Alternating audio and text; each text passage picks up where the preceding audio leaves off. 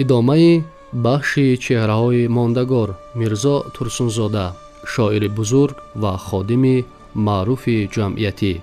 قسم یکم، منادی صلح و شاعر توانا.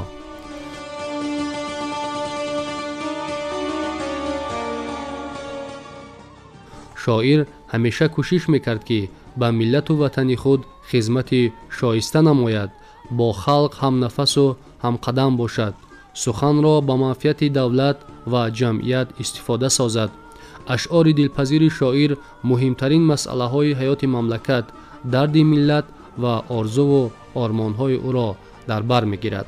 در عین زمان آنها نه تنها ارزش های عالی اجتماعی خلق تاجیک، بلکه ایدئال های انسان پرورانه دیگر ملت ها را نیز افاده می نمایند. به منفعت پیشرفت اجتماعی، صلح و همکاری خلق های جهان خدمت می کنند. به سبب نیست که اثرهای شاعر شهرتیار تاجیک به زیاده از 50 زبان خلق های جهان ترجمه شدند. این دلیل آبروی و نفوذ ادبیات و فرهنگ تاجیک و افتخار ملت تاجیک است. میرزا ترسونزاده فرزند صادق خلق و به قول خودش به مثل گوشت و ناخن همیشه با وطن بود. واقعاً وطن عزیزترین مقدسات برای فرزندان آگاه ملت است. آن را کسی از تحت دل و مغز اندر مغز جان دوست داشته میتواند که افتخار بلند ملی داشته باشد.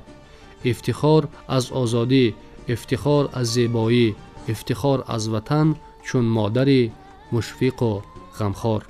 میرزا ترسونزاده از نخستین کتاب شعر و حکایه و آچرک‌های خود بیرق ظفر که سال 1932 انتشار یافته بود تا آخرین مجموعه اشعارش پاسبان آتش در تمام شعر و داستانها، اثرهای دراموی، فیلمنامه‌ها و مقاله‌هایش خود را همچون عاشق و ستایشگر ممتاز وطن عزیز خویش نشان داد.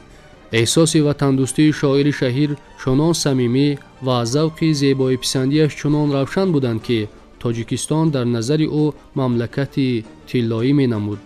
شاعر وطن را تکیهگاه مقتدر می‌دانست که به گفت خودش خلق از وی سربلندی‌ها به دوران می‌کند. شاعر بزرگ خلق را در جانسختی و متانت همچون آهن، وطن را در مهربانی، زیبایی و قدرت به مثل آهن ربا تصویر می‌کرد.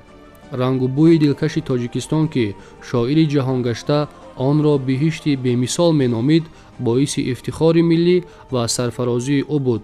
محبت پاک استاد ترسونزاده به سرزمین اجدادی، آب و خاک وطن بی‌شبهه برای نسل‌های زیاد ملت همچون نمونه عالی عبرت خدمت خواهد کرد. مقدس دانستن وطن و وطنداری، شأن و شرف انسانی و وحدت خلقها صرف نظر از نژاد و ملت و مذهب آنها در فعالیت میرزا ترسونزاده چون ارباب بزرگی دولتی و جمعیتی و کار پرمسئول ایجادی او در دوره‌های من بعد هم به صفت مهمترین ارزش‌های فلسفی و اخلاقی ادامه و رواج یافتند. وقتی که سلسله اثرهای میرزا ترسونزاده، قصه هندوستان و من از شرق آزاد پس همدیگر انتشار یافتند، آنها در ادبیات عصر 20 جهان یک رویداد مهم گردیدند، زیرا تا این دم یگان شاعر یا نویسنده شرق خارجی را از لحاظ بدیعی چنین حقیقت نگارانه کشف نکرده بود. گذشته از این، آثار دایر به حیات خلق‌های کشورهای خارجی نوشته استاد ترسونزاده در نظم تاجیک دوره نوی را آغاز کردند.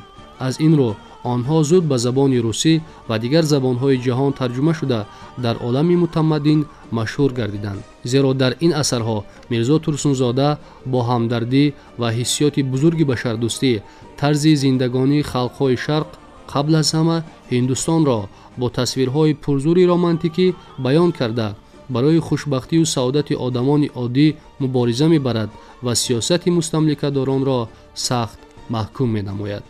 غایه‌های عالی عمومی انسانی، حفظ صلح، حمایه منفعت‌های اهل زحمت، حس مسئولیت نسبت به تقدیر انسانیت، رفاقت و دوستی خلق‌ها در لیریکای سیاسی و دیگر اشعار اجتماعی میرزا ترسونزاده با کمال استعداد و صنعت سخن با حس و هیجان بلند انسان دوستی افاده یافتند.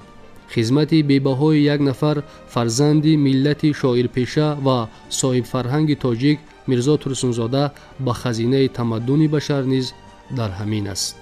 мирзо турсунзода ҳар қадар ки шоири миллӣ бошад, ба ҳамон андоза тарғибгари дӯстии халқҳои дунё аст. ин фазилат на танҳо дар фаровонии мавзӯъҳои байналмилалӣ дар эҷодиёти ӯ, балки дар фикру андешаҳои умумии инсонӣ ва ғояҳои олии умумибашарии шоир зуҳур мекунанд.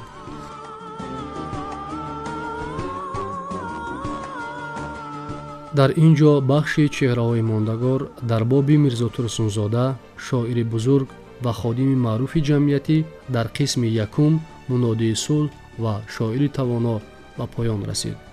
шуморо дар нашрҳои дигар ба идомаи рӯзгор, осор ва корномаи мирзо турсунзода, мунодии сулҳ ва шоири тавоно шинос хоҳем кард.